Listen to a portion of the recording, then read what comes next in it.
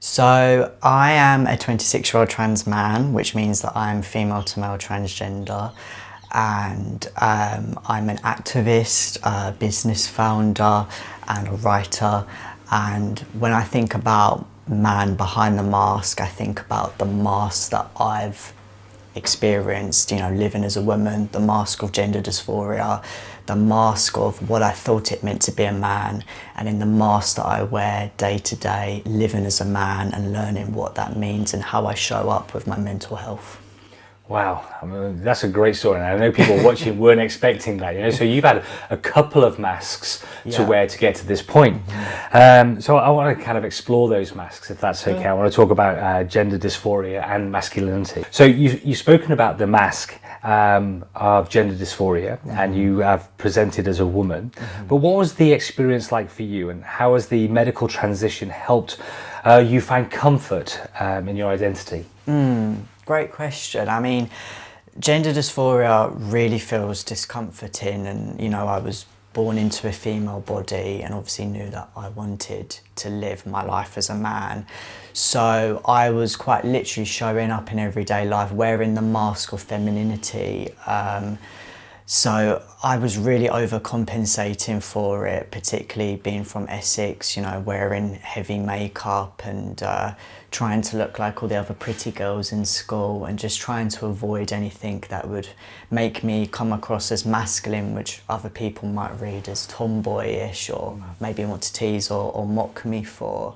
So I lived that way for 19 years, and I think that was way too much for me, and I'm very, very lucky that I've been medically transitioning now for 6 years. So I've been taking testosterone, the male hormone, and that's relieved that gender dysphoria, because gender dysphoria, simply put, is the mismatch between your brain and your body.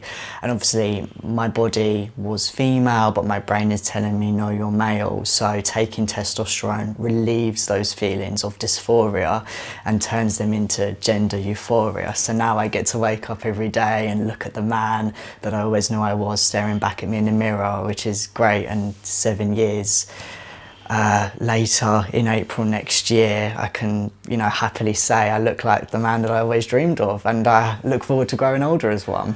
Oh, amazing. And we're going to talk a little bit about finding happy later. You just opened up there. I loved it, from gender dysphoria to gender euphoria. Yes. You can see that on my face too. That's going to catch on. That's definitely going to catch up. Growing up on a council estate in Essex, can you share more about the lad label you felt you had to live up to, and how that shaped your early understanding of masculinity? Sure. So growing up in a council estate in Debden, in Essex, as I did, I really only saw one way to be a man. I was born in 1999, so I grew up in the early 2000s, so I was surrounded by that lad nuts magazine culture, Big Brother, Danny Dyer movies, football hooliganism, casual sexism and misogyny in everyday conversations. In fact, actually, the only way I found out about trans people was through slurs that were being used to refer to characters in movies and TV shows, just very of the time in the early 2000s. So that's what I grew up with, and I took that into my transition because I thought, well, if I'm going from Essex Girl to Essex Boy, then I need to live up to this label, because when you're early in your transition and you want to be the gender you identify with, you latch onto any types of stereotypes, but you have to in order to pass as the gender you identify with in society. So for instance, getting a fade haircut because that's what boys my age are wearing football tracksuits like other boys in Essex were wearing, and puffer jackets, and heightening the accent and making my voice lower, which obviously makes me feel good because I feel more manly, but it was all very, very performative, and it took me a while to get out of that, actually.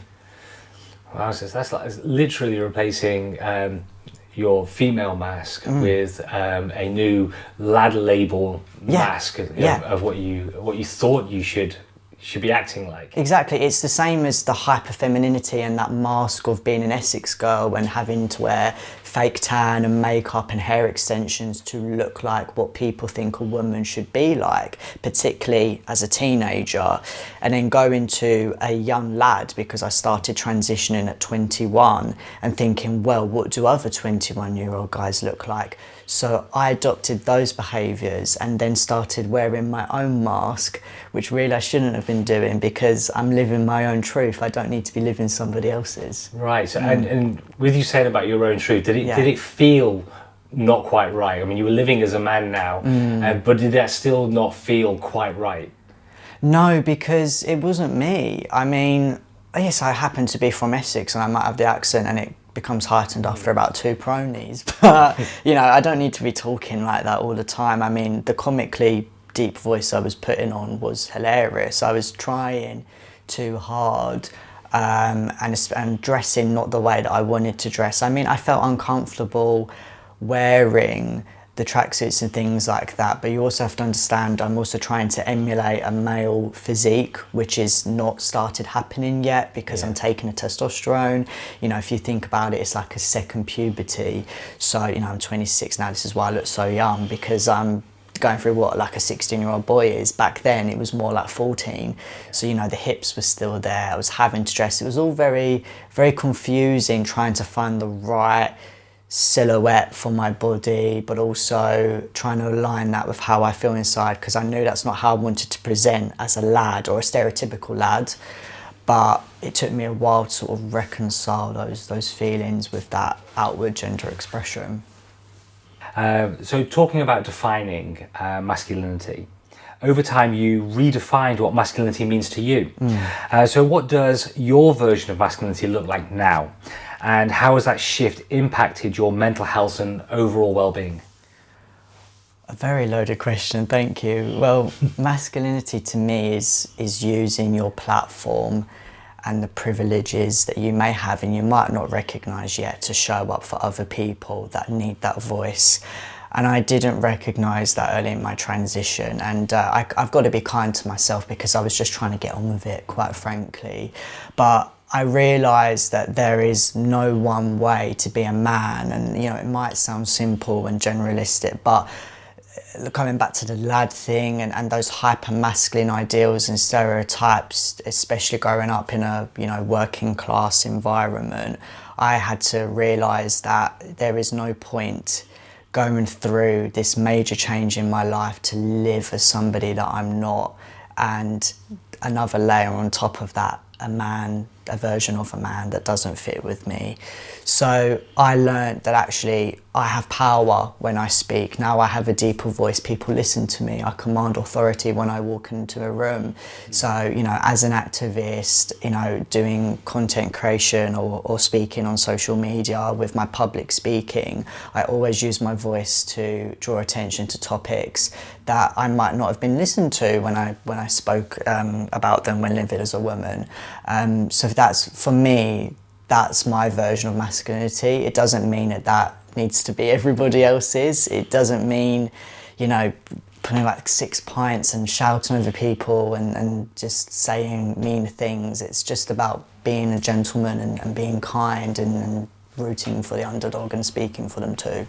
That's amazing. And it was interesting that you used the phrase male privilege, when you use your male privilege as a power for good. And I think most people recognise that when we talk about certain male privileges, we're maybe talking about that physicality. You know, we're less likely to be, you know, attacked walking home late at night. You know, we hear all the time about women, you know, carrying keys in their hands, and you know, and you mentioned about, you know, now actually you get listened to more because you know you're seen as a man. But can you think of any privileges that you now no longer have now that you're a man? Well, the first one that comes to mind is, which is completely on the flip side of not being listened to, that's in relation to ideas, because I'm seen as a leader or an authoritarian. Now, when I talk about my mental health, because I've always lived with anxiety and it's not linked to my gender dysphoria or my transness, I just happen to have anxiety. As a woman, I benefited from "you okay, hun" culture, particularly being from Essex. You know, if I said, "Oh, I'm having a meeting with my therapist," or "I'm feeling anxious," people go, "Oh, you okay, hun? Let's talk about that." there's a real stark difference now as a man, and I started noticing this, 6 years ago, immediately into my transition. People get very uncomfortable and they go silent, and it's not on me, it's on them, because they may not be trained or have that knowledge to know what to say.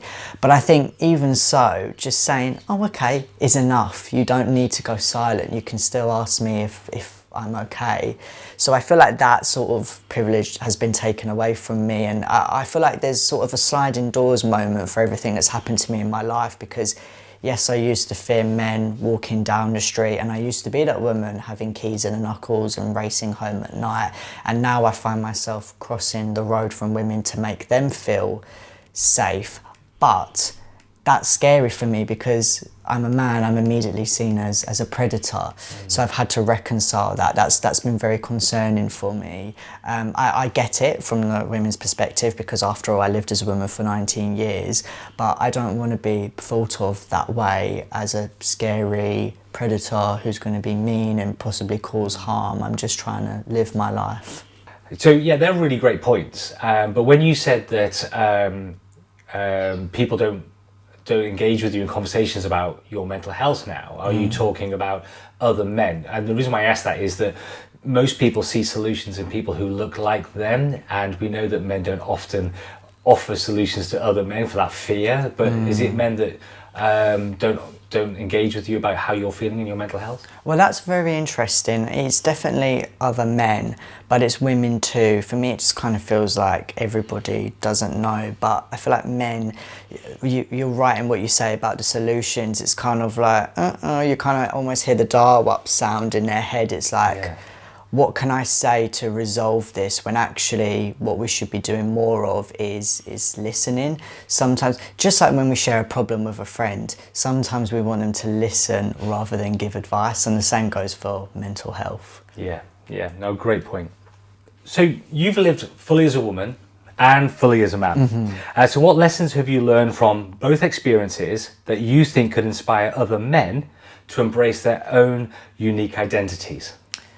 I mean, just doubling up on the "you okay, hun" culture point I made earlier, I did quite enjoy that camaraderie with other women and being able to have conversations, and I think that's something maybe some men could learn from. Actually, checking in on other men is really, really important. I think women do a great job in checking in with each other and opening up to each other, and perhaps that benefits their mental health, and I think men could do a lot more of that. And it's not just as simple as, it's okay not to be okay, or you need to open up more, you need to talk more. I think men do a pretty good job talking. I mean, testosterone has made me more vocal, that's for sure. But, and I even have to stop myself and go, hang on, I need to check in on the other men in my life. Why am I not opening up to them? Why are we not talking to each other? Why are we not having these hard-hitting conversations? I could actually really benefit from speaking about my anxiety to somebody who looks like me, somebody who shows up, who understands that feeling of being an anxious man, because just from my experience, I don't think a woman could get that, particularly with my experience as a trans man. So that's why I would say to men, open up with each other, have those conversations. Instead of saying, are you okay, ask, what are you feeling? Because are you okay only elicits an autopilot response. I've started adopting this into my own life. I've seen a great improvement in my mental health and the well-being of my peers and my friends, because we're having conversations that go just beyond materialistic things and things that we might have learned from campaigns like "It's okay to talk." Well, that's not going to cut it, is it? No, and you're right. I mean, one of the things that I find that men are really good at is taking action. Right. Yeah. What I find that most men are not very good at, sorry men, is taking that first step to action. All right, so we often hear it's okay to not be okay. Yeah. And most men will sit there and go, well, I know that, So I'll just sit here on my own. And I know that, yeah, as a man with anxiety, but that's not going to make me feel any less anxious. If other men are showing up for me in my life and actually checking in with me, and not just thinking about solutions and actions all the time, but actually just doing the first step, just showing up. Yeah. Take me out for a coffee. It doesn't need to be a pint. We don't need to go do an activity, although that might help if I'm having a particularly anxious day. Yeah. You know, let's just have that conversation and actually talk about the mental health, and not just, oh, I'm feeling sad. I mean, get into the nitty gritty, because that's going to help me. You know, a problem shared is a problem halved, as they say.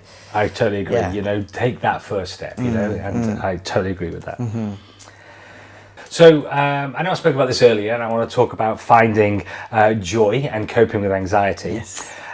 You said that finding joy in the little things and keeping your nervous system under control has been the key to your mental health. So can you share some of the practices or moments that bring you a sense of joy and calm? So I have been working super hard in the last couple of years to calm my nervous system down, because I'm a workaholic and an overthinker, and I'm constantly thinking up worst case scenarios or ideas for work or preparing for my public speaking engagements. So my brain is constantly, you know, talking to me. So I prefer to live a very, very calm life, because my work and my day-to-day is so busy. So I've purposely moved somewhere that's near about 3 parks. I make a point to go for a 2-mile walk every day. Even if I don't, I try and do a walk around the block or a mile, just to calm myself down, cut down on the amount of noise. So I'm constantly at a big screen all day. Then in the evening I look at my little screen, my phone. So I try and reduce the amount of times earphones are in my ears, or I'm listening to music or a podcast, just because that's really overstimulating, because the amount of noise really increases my anxiety. But also getting enough rest, you know, 7-8 hours minimum. I'm not a gym goer, I don't like exercise. A walk will do it, because I just get to process everything, and actually processing things has been really good for my anxiety, particularly journaling. I'm very disciplined with that now. I never used to be into it, even as a writer, because I thought it was a bit self-vanity, I guess, and also I don't have time for this. But I started little by little by just doing bullet points summarising the day. Then before I knew it, I was literally given a full analysis of what had happened to me that day, and what I'm feeling, most importantly. And that's been really beneficial, because at the end of every year, in those odd days between Christmas and New Year, I do what I call an audit. So I go through my journals from the year. And I tell you what, I would recommend this to everybody who experiences any mental health issue, because you'll look back and hopefully you'll have been feeling really poorly during this particular time, but then you're feeling much better, and you start to notice the patterns and the behaviour, but you also start to celebrate yourself and reward yourself and give yourself those moments of joy by going, you know, I had a really tough month, but I ended the year really nicely, and I've started noticing these patterns. And go buy yourself a cake, go out with friends, buy yourself a drink, you know, give yourself those little moments of joy, because, you know, you've got to make life more fulfilling for yourself. Oh, I love all of that. So, you know, so more relaxing, less screen time, yes. More exercise. Yeah. I love the idea of not just journaling, but marking your own homework at the end of the year. Yeah. Okay. Yeah. And so, because then you know where you have your highs and your lows. It's a well-being audit. Well-being audit. I'm coining that term. Yeah. Yeah. I'm gonna trademark I was there. I was there when he did that. So anxiety is something that you've had to navigate, and you've had to do it on your own. And you developed your own coping mechanisms. But what are some of the tools or strategies that have worked for you? So I'll be honest, I never used to understand what the term self-care meant. I thought it was all bubble baths and journals, and it's not. It is literally just doing whatever you need to calm yourself down and just being kind to yourself. So for me, that is quite simply watching an episode of TV without looking at my phone or thinking about work. That's watching movies or doing any of my hobbies or interests. But when I start to feel anxious, and these are my own coping mechanisms, I place my feet firmly on the ground, so to ground myself. and I hold my hand on my chest and do 3 deep breaths. And I do this any time that I feel anxious, even if I get a ping in my left arm and I think, oh God, I'm about to have a heart attack. Obviously I'm not, I'm 26 and I'm vegan, so there's really no chance. But if I start to feel anxious or I start overthinking, going, oh, I must have a heart problem, I go, I physically ground myself. And I try and stop the thoughts as soon as they come in, because otherwise I will spiral and then I could risk having a panic attack, which is the worst case scenario. So it's the breathing for me, noticing your triggers. So for example, if I'm in a place where it's very crowded or it's really noisy, get myself out, excuse myself. There's no point putting myself through that if it's going to lead to a horrible panic attack. And just being kind to myself as well. You know, if I've had a bad day, going, you know what, I'm going to cook my favourite meal tonight. I'm going to have a really nice ginger tea. I'm going to watch this show I've been meaning to do for a while. That is self-care. It's not face masks. It's not bubble baths. It's not anything else. It's just showing up for yourself and going, how do I tap into my inner child? How do I tap into my hobbies and interests? And most importantly, calm myself down and get that nervous system balanced. No, I love that, and I loved your immediate action, if you like. You know, remove yourself from the problem. Yeah. Get yourself grounded. Yeah. Get control of your breathing. Yeah. Okay. And because you can do that anywhere. And I do. And I'll do it awesome. Out with friends. I could do it in a meeting that has happened before, or right before I do a talk, and no one's ever going to say, what are you doing? If you turn around and go, listen, I'll be honest with you, I'm feeling a bit anxious, or if you don't want to tell anybody that, I just need a moment, you know, and they'll go, okay, well, there's a room there available for you. Okay, we'll see you in 5 minutes. No one's ever going to have a go at you. No, no, they're not. And there's always that fear when we talk about the typical thoughts of what masculinity is. There's always that fear of being seen as vulnerable or weak, isn't there? So yeah, definitely overcome that. You've also mentioned feeling invalidated as a man when it comes to your anxiety. So how has your experience shaped your perspective of how society views men's mental health? Well, I'll be honest, I was very naive to men's mental health when I was living as a woman. I guess where I saw so many, you know, campaigns for Movember and, you know, grooming products that have male footballers attached to them speaking about their mental health, I thought maybe men would look at that and go, right, I've got a role model, I feel a lot better now, my mental health is going to improve, or I'm at least going to put the steps in to improve it. But as I started living as a man and talking about my mental health more, I couldn't, you know, help but notice how uncomfortable that made people from my experience, and talking about it and people going silent, and then sort of observing those campaigns, these conversations, these marketing tools that always revolve around men need to open up more.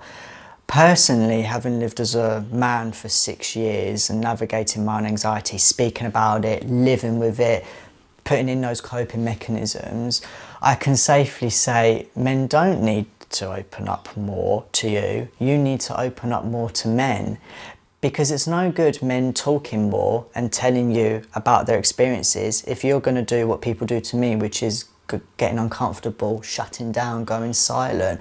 Because when that's happened to me, that makes me feel even more anxious, that makes me feel small, that makes me not want to be vulnerable. And then I'm sort of tapping into those ideals and stereotypes of what it means to be a man. Oh, I've got to be stoic, I've got to be silent, I've got to be powerful, I can't possibly show any vulnerability, I've got to be strong. And that's just not going to cut it. I need people to go, oh, sorry to tell you that, Tate, do you mind if I just ask you about this? How can I help you if you're feeling anxious? Or, oh, that's nice you've got a therapist. Well, you know, how is that going? You know, there's no need to feel uncomfortable. And I think people need to start adopting this into their everyday lives. And I'd like to see marketing campaigns get a little more specific instead of more and more general. Yeah, yeah, I totally agree. And I'm going off script now, but one of the things that I really admire about you is that as a role model, you know, as a man, as a role model, talking about their mental health, their anxiety, their fears and so on. You actually talk about the details and actually what it means to you to feel these ways. And I see far too many so-called role models in the public eye who simply say, I agree, men need to just talk more, you know, Prince William and footballers and all of these, they get applauded and lauded for, you know, oh, Prince William said that more men need to speak up more, and isn't he great? Well, no, I mean, I want to hear Prince William talk about how he feels. You know, when he found out his wife got ill, how did he feel? How did that make him feel about his children? But more importantly, what did he do to get well? You know, so like you say, well, these are the things I do to be better, right? So I think that's role modeling. Thank you. But you know, that's me. I'm gonna, you know, that's very kind. So let's move on to breaking stigmas and inspiring others. Yes. For men watching this, whether they're struggling with their own mental health or trying to live up to societal expectations, what's one thing you'd want them to take away from your story? Well, that there's no one way to be a man, and I'm living proof of that. You know, take away the transness, take away my working class background and the Essex lad label and even the Essex Girl label. I'm just Tate, first and foremost. I'm a human being, and I take actions every day to remind myself of that. And I'll be honest with you, I forget that I'm trans these days. It's been far too long into my transition, but you know, I'm living proof that there is no one way to be a man. You don't have to live up to the hyper-mass stereotypes. You don't need to go to the gym and pump loads of weights and you know, knock back hundreds of pints and be casually sexist and misogynist because you've seen other men do that. You get to redefine what it means to be a man, but most importantly, your own version of masculinity. You know, that's what I've done over the last 6 years. It served me well because I'm at peace. I feel very settled within my body. I love who I am. I love being a man. I love the word masculinity because that just sums up how I feel, and it just makes my heart feel really warm and fuzzy. And I just love speaking about my experiences and inspiring others, and that's one thing I can pass on to men who happen to not be trans. That would be that. I love that. Yeah, be a good person. Yeah, that's it. Regardless, first and foremost, regardless of gender. Yeah, love that. You said that male identity is something you still wrestle with, even outside your transness. So how do you navigate that, and what advice would you give men who feel they don't fit the mold of traditional masculinity?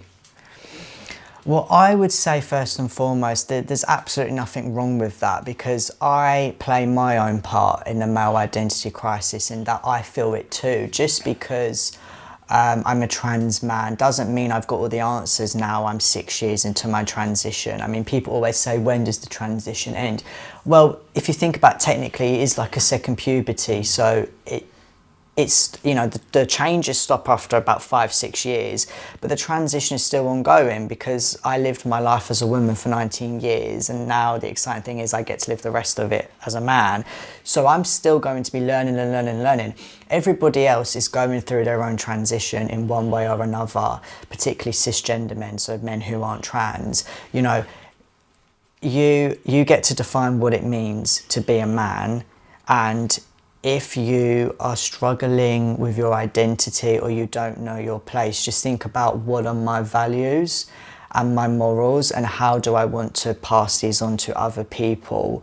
There's no one way for you to look or act. I had to reconcile with this. I had to stop dressing a certain way, speaking a certain way, saying certain things I thought men would say. I also feel lonely. There are also times where I don't feel particularly masculine, regardless of the gender dysphoria. I just think, oh God, am I manly because I'm this size or whatever? But I go, no, you know what? I get to define what it means, and I know who I am as a human being inside. This is my identity. I just so happen to have a male body now.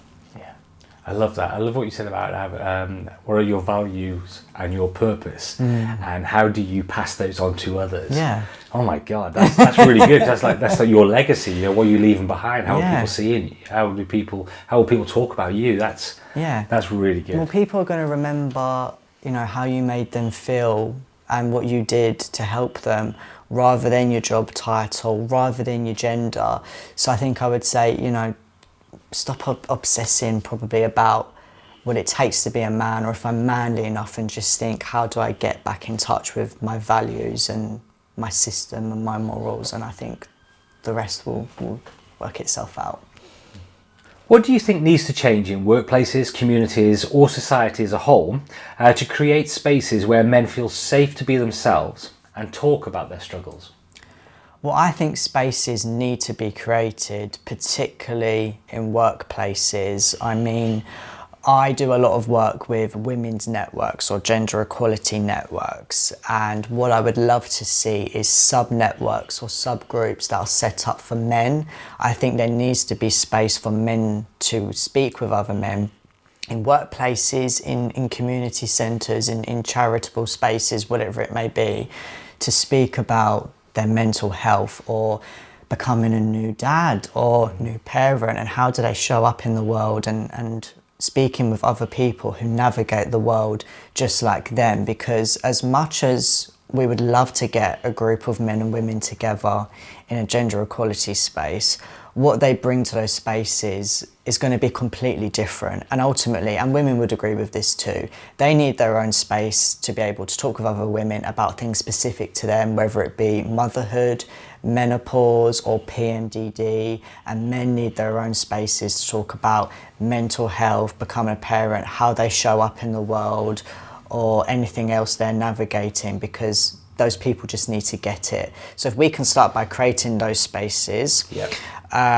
marketing and advertising them well, so people don't confuse them for being toxic masculinity spaces or spaces for men rights activists. No, it's just a space for men to speak with other men. It's not a boys' club, which is what I've heard in some workplaces I've consulted with.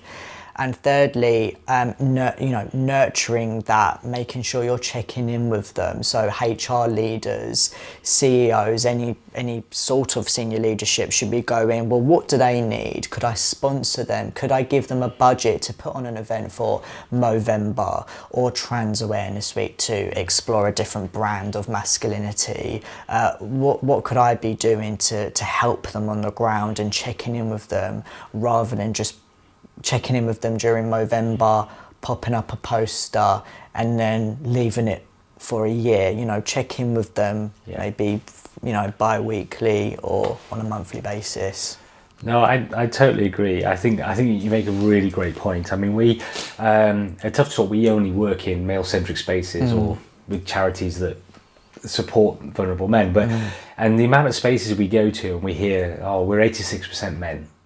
And you go, okay, brilliant. Right. And then I find out that there's no men's forum, there's no support for men, there isn't a men's network, there isn't. But their DEI offering for everybody else is they're lauding and bragging about it. And I often think that not only have you not got a space for men, your space isn't for men.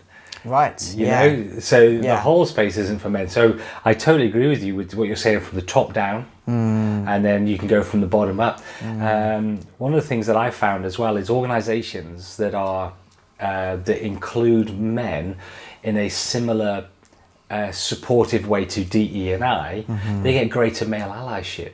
Yes. Because they feel like they're part of the same solutions. Yes. So then they're more engaging. So I find that happens quite a bit. Yeah, and there's a lot of data to support that men are feeling left out by DEI initiatives, and I don't think we should underestimate that, because listen, at the end of the day, we know that the majority of senior leadership or CEOs are cisgender men.